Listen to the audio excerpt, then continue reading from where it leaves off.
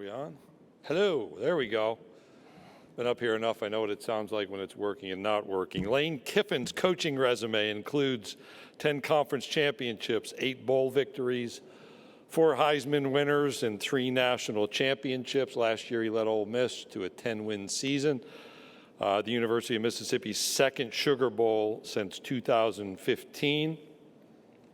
He is the first Ole Miss coach to win his first 2 Egg Bowls since Billy Brewer did the same in 1983-84. As I was beside a lake in upstate New York on a phone looking longingly at the ability to be on the water, Lane was texting me pictures of he and his son Knox fishing and he and his pet lab Juice on a jet ski. You may be aware that Deadspin has named Juice as the best Twitter account in sports for the summer of 2022. University of Mississippi head football coach Lane Kiffin.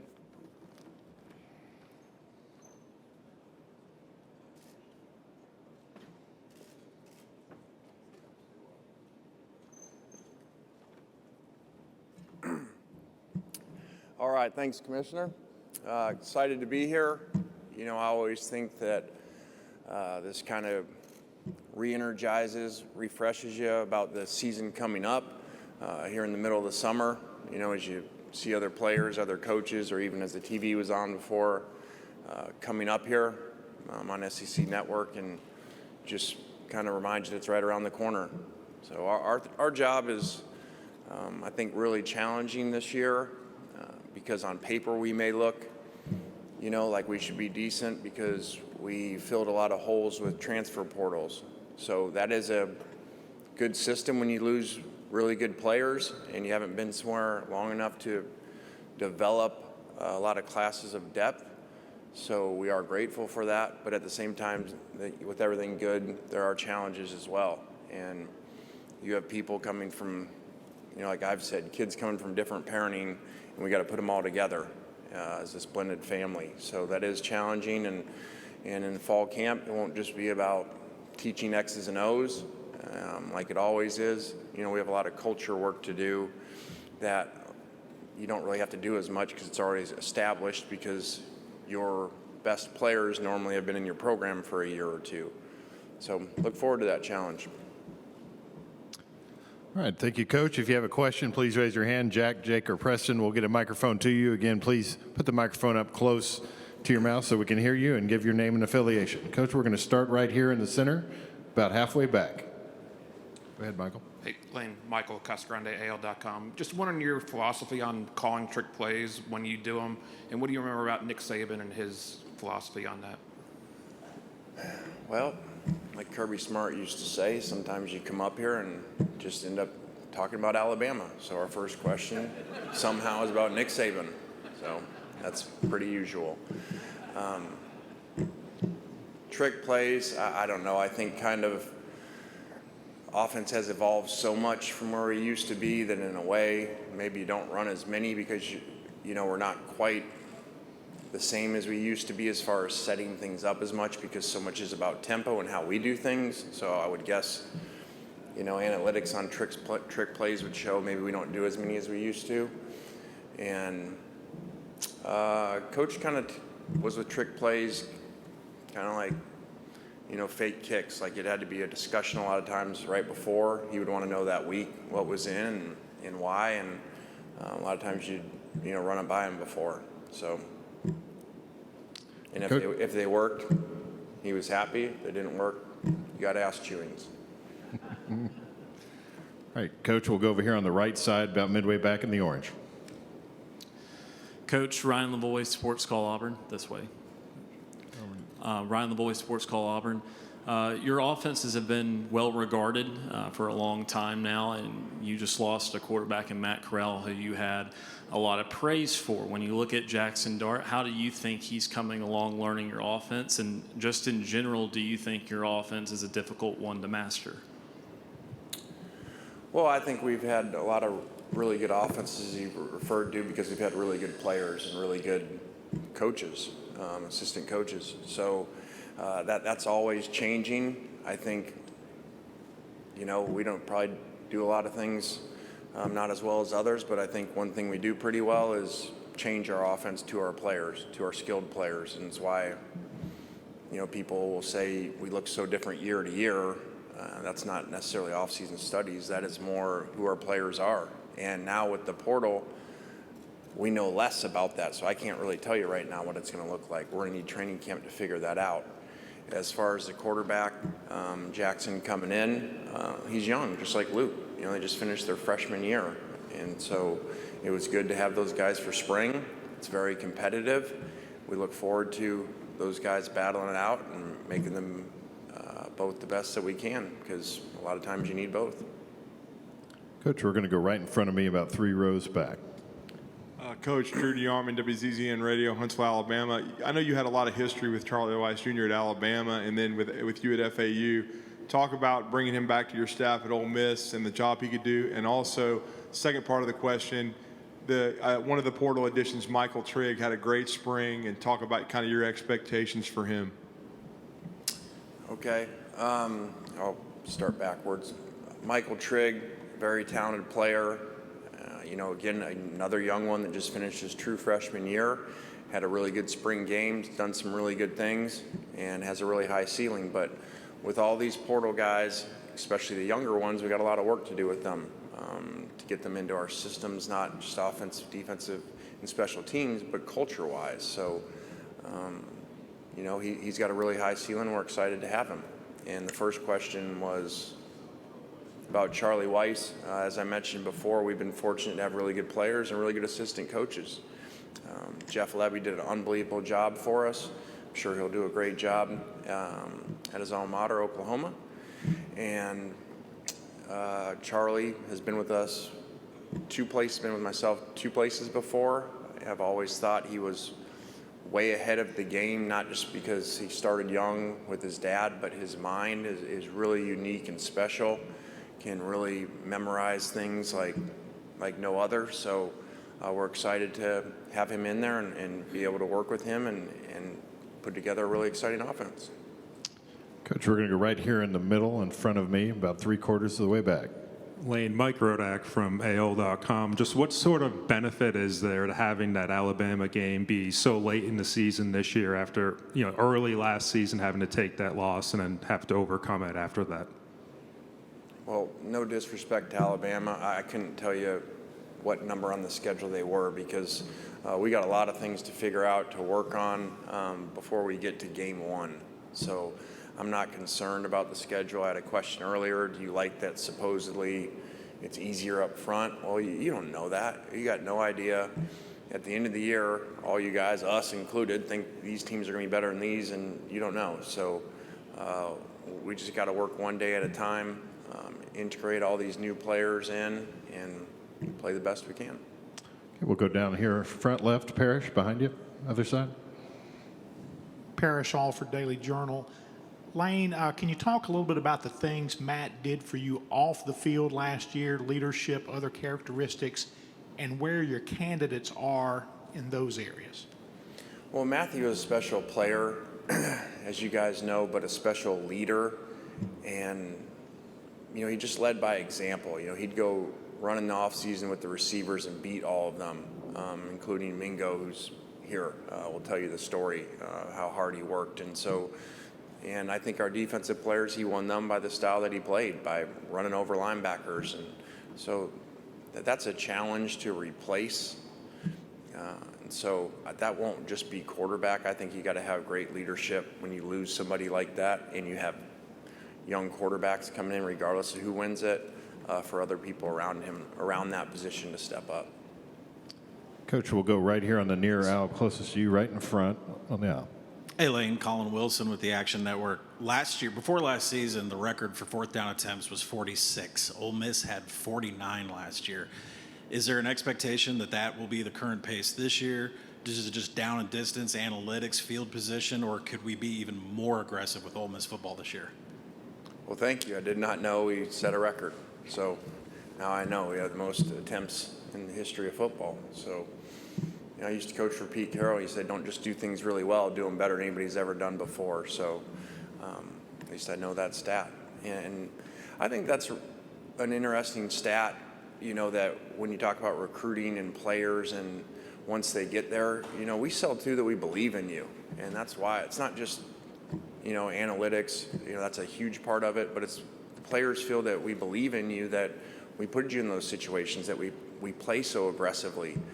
And, so I can't predict what that's going to be like year to year as far as fourth down attempts, but it's not easy, and like anything, if everything was easy, everybody would do it. So I get a lot of coaches don't follow the analytics because it's very hard for that press conference afterwards or that stadium to turn on you when it doesn't work. And the Alabama game the last 2 years is a perfect example. The first year we play them, we make a bunch of them, and everybody's saying, oh, that's great, and then the next year we don't. And then you got to go to that press conference. So it's not easy to do, but, there's a reason why we do it, because, analytics are proof, and your players know that you believe in them. Coach, we're going to go to our left, back alongside the wall. How you doing, Coach? Scotty from Off Script. Two-part question. There's two big personalities in the state of Mississippi, you and Deion Sanders. How has Deion Sanders touching down in Mississippi affected your recruiting? And also, I see that you have Central Arkansas on your schedule. Is there any plan down the line to play at Jackson State University? And are you open to that? Well, we got another personality, Mike Leach, so I would say there's three personalities in the state that are very unique and extremely different from each other. So it's been great to see Deion's success, Coach Sanders' success, and how well he's done down there and how well he's done in recruiting. And so I don't know future scheduling plans on that, but that would be exciting. Coach, we'll go over here to our left on the second row. Hey, Lane, Stefan Kreisnik with the Clarion Ledger. When you look at the magnitude of that rivalry with Mississippi State, whether it be on the field or when it comes to recruiting, things of that nature, how valuable do you think it would be for you to start 3-0 in your career in the Egg Bowl? Well, again, we got a lot of work to do before we ever get to that game. It's been exciting to be fortunate to be 2-0 in that. That, means a lot to us, but especially to the people of Mississippi, obviously. And then, until you get into those unique rivalries, you can watch them on TV like I used to on Thanksgiving and hear about them, but you really don't know until you get to a place like Mississippi and you see how much it means to the people. And, they're not kidding when they say like their next 364 days will be affected. When the common fan says that, they're serious. So that has been neat to be able to give that to our fans, and hopefully we can continue that. Coach, we're going to go to our right side, about 4 rows back. Hey, Lane, Wilson Alexander with The Advocate. There's been a lot made with USC and UCLA going to the Big Ten of how that stretches the conference across the country. When you were the coach at USC, what kind of challenge would it have been to travel that much during a season? Well, that would be a lot, especially, when that schedule wasn't a lot of traveling, in the Pac-12 or Pac-10 even before that. So the Notre Dame game was a big thing, every year. And do you even go 2 days early in that conversation? So there'll be different challenges with that for a conference that's not used to traveling very far. So, but we got plenty of our own issues and problems to work on. So, and they can deal with that in whatever 2 years from now. Coach, we're going to go back over here on the left-hand side. Edgar. Yeah, Edgar Thompson, the Orlando Sentinel. You ready for another Nick Saban question? Sorry. Sure. There's been a lot of SEC coaches who came from that tree or worked for him at least, and with varying degrees of success. What aspect of the blueprint that so many are trying to implement is critical to have in your program? Like if there was one or two aspects?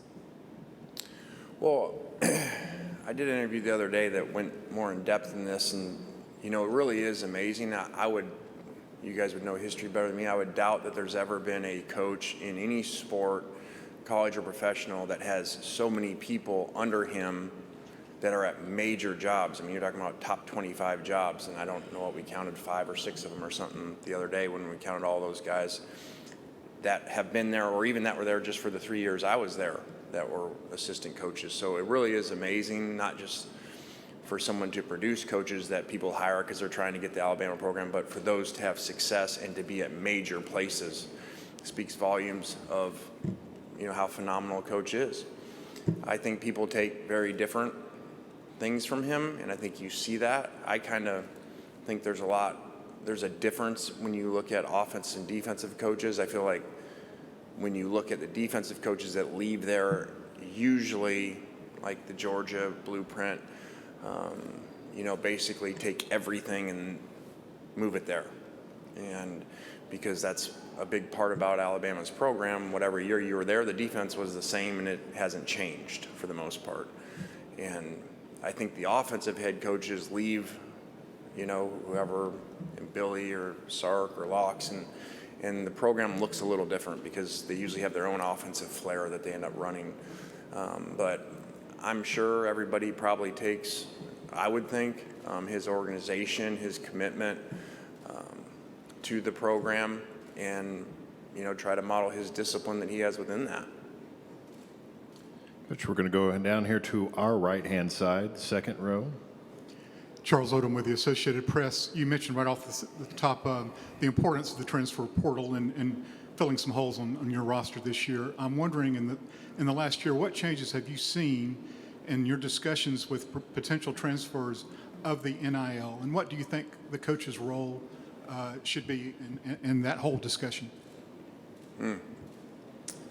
Well, what should the coach's role be in that discussion? I mean, I think ideally, if we're going to be in an NIL world and somehow you're going to do it right and it's going to get capped, so that there's some way of controlling it and keeping playing fields close to the same. Otherwise, you're just going to have these glaring differences within Division I football based off of what I've said before, their salary cap. I know that's not really the right word. And ideally, I would think that the coach should be part of managing that. That's how you would want it done, but I don't know if it'll be that way or whatever. So that's just how I would do, and that's based off of look what happens in professional sports. There's salary caps, and the coach and the general manager / owner manage that. Coach, we're going to go right in front of me. Because the other thing about that too is if it's not, I would say, okay, well, why would you put it that way when coaches aren't supposed to be involved in that? Well, you got a whole other set of problems. If you got boosters out there deciding who they're going to pay to come play and the coach isn't involved in it, how's that work? I mean, they could just go pick who they want and pay them however much, and then are they going to tell you, the boosters going to tell you who to play to? And then when they don't play, how's that going to work out? So, again, this was not thought out at all, in my opinion, and has created a massive set of issues, which I think when people really thought about it, from a coach's standpoint, could have predicted this was going to happen. All right, we'll go straight down in front of me, 3 rows back. Lane. Right here. Lane Kiffin. This is Lane Higgins from the Wall Street Journal. Cool.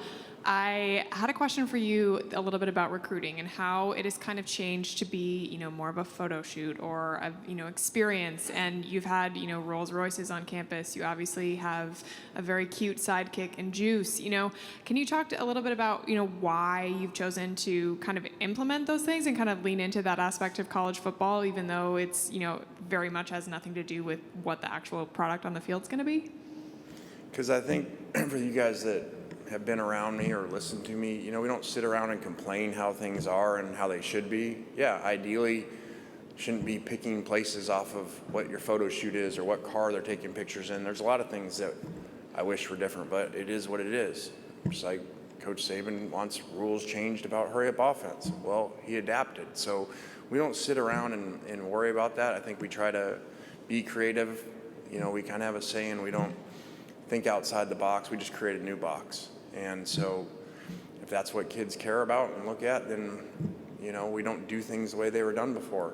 And I think that's how we would operate anywhere, but especially at Ole Miss, you need to be that way to have a chance. So like the commissioner, I didn't wear a tie today. And he's like, man, I've always wanted to do that. I'm like, well, don't just do things the way they were before. He's like, I was waiting for someone to do it. So maybe the commissioner won't have a tie next year. Because why are we supposed to wear a tie? Just because it was done before? Doesn't really matter. All right, we're going to go midway through this mid-aisle. Learn on the aisle. Hi, Lane. Aaron Gershon from the Cats Paws in Lexington. Kentucky is the cross-divisional game this year. What do you remember about that matchup a few years ago in 2020, and what's impressed you with how much that program has changed since when you saw them at Tennessee? One day they're going to make you guys stand up because half the time I have no idea who's asking the question, so I just look around. So that was a great game at Kentucky. We were brand new. That was the strange COVID year. So not only was it our first year, but we didn't have a spring ball, and all of a sudden we're playing games. And what a crazy game to go down to the wire like that. Coach Stoops has done an unbelievable job. At a place that isn't traditionally winning 8, 9, 10 games. So I always think that's really cool and special when someone can do that. And like I said before, doing things better than they've been done before, and I would think he's probably in the best run of the school, I would guess. So we'll have a set of challenges there. He's very good on defense and very complicated, and I know they've had really good success running the ball, and were very creative offensively watching some of their games last year and did a great job, especially with some NFL concepts involved. All right, we're going to go coach right in front of me. Kirk, third row back. Kirk Bowles from the Austin American-Statesman. I support the no-tie look, by the way. There you go. USC, UCLA, Texas, Oklahoma, 4 huge brands. 3 of them really not at the top of their game right now. Do you think they all 4 know what they're in for joining these 2 power leagues, and you think they'll struggle for a while? They've been playing in great conferences and against great opponents, and so I just say how it is. I don't know that there's a huge jump into the Big Ten. I think going to the SEC is a whole nother animal, and I think the draft picks and national championships prove that coming out of the SEC. And I've just said it's a different world. They've said it for a long time. The SEC just means more, and it does. And it's just different. It's ahead of the game. And now, over the last 5, 10 years, the players have started coming that didn't used to come from the Northeast and the West Coast very often at all. And that transition, I feel like, started with Alabama especially, and now they're coming to the SEC. So that's a big challenge. So I know everything obviously is about money nowadays, or else teams wouldn't be going with these, playing all over the place and breaking up these awesome traditions. So, the coaches got to deal with it and get ready for a different world. Coach, we're going to go right here on the far right, front row, just right over to our right. Thought I'd stand up for you, Thank just you. like you asked. Front row is a little easier on that part. Yes, sir. So obviously there's been a lot of, you're just talking about the volatility with the realignment in college football. What's it kind of like, as one of the coaches in the SEC, one of the conferences that everyone's been eyeing, trying to get into, what's it like to be one of the people on the inside where there's all this volatility going around? Well, I hadn't really thought about it that way. I've said, just like I mentioned, the SEC is the top of everything. And, so people are always trying to chase the SEC and figure it out. So I don't know the history behind the moves, but I'm sure it had something to do with the SEC starting the unique moves for that to happen, for traditional teams like USC and UCLA to move like that. So not that my opinion matters on it, but I don't like that. I think that that's really, there's so much tradition, and when you go to places, and you've been at USC, you've been at all these different places, you see how passionate fans are about certain things and what matters and rivalries, and for those to be dismantled for money is kind of a shame. Okay, we have time for 3 more. We're going to start right over here on our right in the middle section.